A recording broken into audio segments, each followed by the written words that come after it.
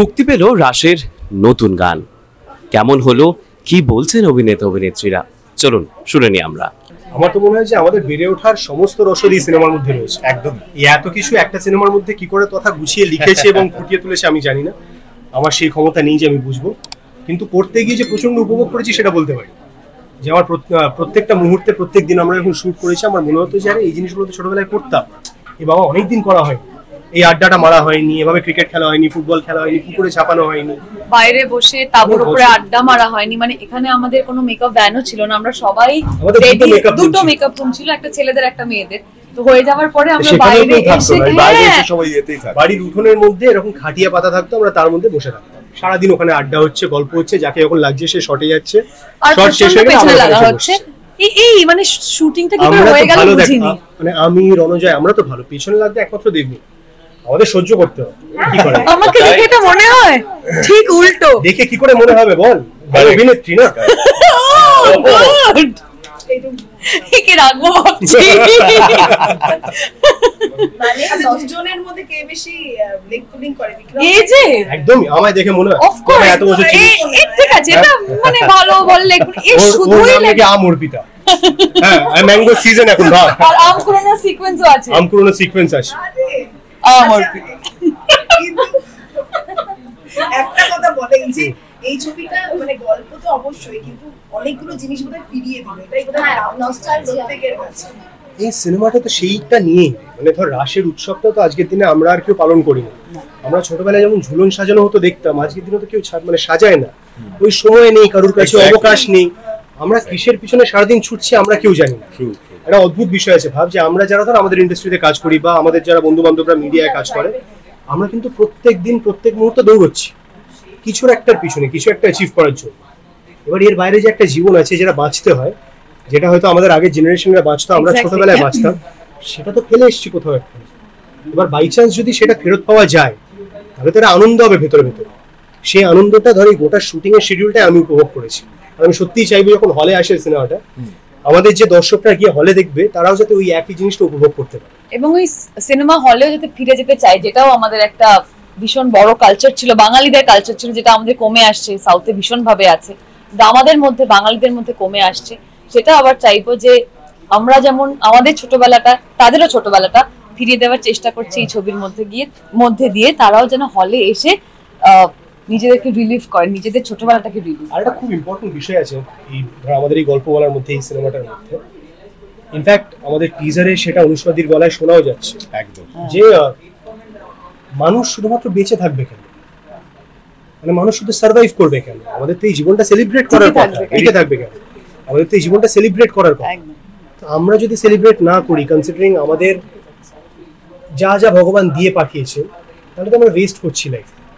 তো I think that is the basic message এই সিনেমার, যে একদম কোর যে সোলটা, যে একটা জীবন দেওয়া হয়েছে, সেলিব্রেট করার জন্য দেওয়া হয়েছে, উপভোগ করার জন্য দেওয়া হয়েছে, সেটা বোধহয় আমরা ভুলে গেছি। কারণ আমরা সবাই ছুটছি, আমাদের টাকা কামাতে হবে, বাড়ি করতে হবে, গাড়ি করতে হবে, সবাই দৌড়চ্ছে একদম। এক মুহূর্ত যদি আমরা দৌড়তে গিয়ে থেমে যাই এবং ভাবি যে জীবনের শেষ মুহূর্তে যখন আমরা সবাই হয়তো নিজেদের শেষ নিঃশ্বাস ত্যাগ করতে চলেছি, সেই মুহূর্তে এই টাকাটা মনে থাকবে, এই দৌড়ানোটা মনে থাকবে, এই এক একটা ছোট অ্যাচিভমেন্ট মনে থাকবে, না নিজেদের সব থেকে কাছের মানুষগুলোর সঙ্গে কাটানো ভালো সময়টা মনে থাকবে। আই থিঙ্ক সেটা আমার কাছে খুব ইম্পর্টেন্ট লাগে আমার। এবং আর্টিমিস তুই দেখ, সেটা হচ্ছে যে রাশি স্পেসিফিক্যালি আমি বলি, যে আমরা বলছি না হারিয়ে যাওয়া বাঙালিদের গল্প, অ্যাকচুয়ালি কিন্তু যদি আমি ভালোভাবে দেখি যে হারিয়ে যায়নি, আমরা তার উপরে এত লেয়ার চাপিয়ে ফেলেছি যে আমরা নির্মল আনন্দটাকে আর এখন উপভোগই করতে পারি, ইম্পর্টেন্স দিতে পারি। হ্যাঁ হ্যাঁ হ্যাঁ, কারণ এখন তো শুভ বিজয়টা হোয়াটসঅ্যাপে যায় না, আমরা তো গিয়ে আর প্রণাম করতে যাই না, প্রণামও তো আমরা হাফ করি, হাতের নিচের পরে আর যাই না।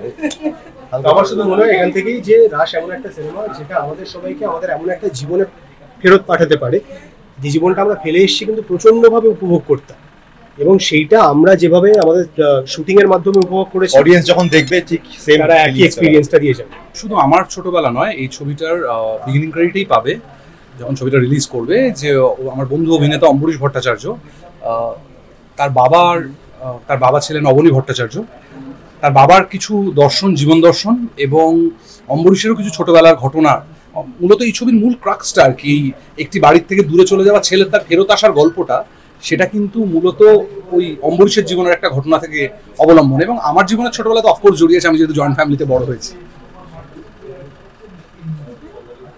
আর এই যে ছোটবেলার গল্প যেখানে রয়েছে, এখানে আমাদের ছোটবেলা তবু যদি আমরা এই কিছু কিছু জিনিস যেগুলো দেখানো হয়েছে সিনেমা কাটিয়েছি, বর্তমান জেনারেশন প্রায় সেগুলো পায় না বললেই চলে। সেখানে দাঁড়িয়ে এই ছবিটার মাধ্যমে কি তাদের কাছে সেটা একটা তুলে ধরা?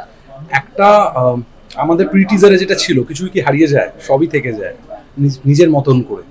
এই নিজের মতন করে যেগুলো থেকে গেছে, এই খেলার মাঠ, এই কমিউনিটি ফিলিংটা, অর্থাৎ বাঙালি বলতে আমরা যেটা বুঝতাম আড্ডা, একসাথে সময় কাটানো, একসাথে বাঁচা, সেই সবকটাই কিন্তু আমরা যে সময়টায় ফেলেছি এই সময়টা কেউ দেখেনি। এখানে লোকেরা PS4-এ গেম খেলেছে, কি PS5-এ গেম খেলেছে, কিংবা মোবাইলে অ্যাকশনের গেম খেলেছে, কিন্তু মাঠে ঠিক সময় বলটা পাস করাটা কেউ শেখেনি একে অপরকে। তো আমার বিশ্বাস যে এই ছবিটা কোথাও গিয়ে সেই মেসেজটা কনভে করবে যে জীবনের ক্ষেত্রে ঠিক সময় ঠিক বলটা পাস করার কতটা গুরুত্বপূর্ণ, নিজের পায়ে বলটা না রেখে। আমরা তো এখন সেলফ কেয়ারের যুগ, সেলফ কেয়ারের বিজ্ঞাপন, শুধু সেলফ কেয়ারের বাইরে যে বাকিদেরও কেয়ার করার প্রয়োজন আছে, সেইটার বোধটা কোথাও এই ছবিটা দিয়ে আমি ধাক্কা দেওয়ার চেষ্টা করেছি।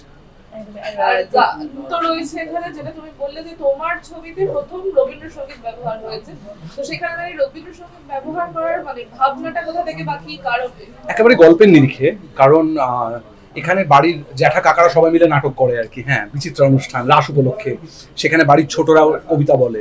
তো আমার ছোটবেলায় আমি সবসময় দেখেছি যে সেই অনুষ্ঠানে যে গানটা গাওয়া হয় সেটা রবীন্দ্রসঙ্গীত অথবা নজরুলগীতি। তো রবীন্দ্রসঙ্গীতের এই মুহূর্তে কপিরাইট বহুদিন উঠে গেছে, এবং আমি রবীন্দ্রসঙ্গীতকে অথেন্টিকভাবে ব্যবহার করেছি, যে অথেন্টিসিটিতে আমরা গাইতাম সেই সময়, কিংবা যারা পারফর্ম করতেন তারা পারফর্ম করতেন। নজরুলগীতি কপিরাইট এখন ওঠেনি, তারা হয়তো নজরুলগীতিও পেতে এই ছবিতে।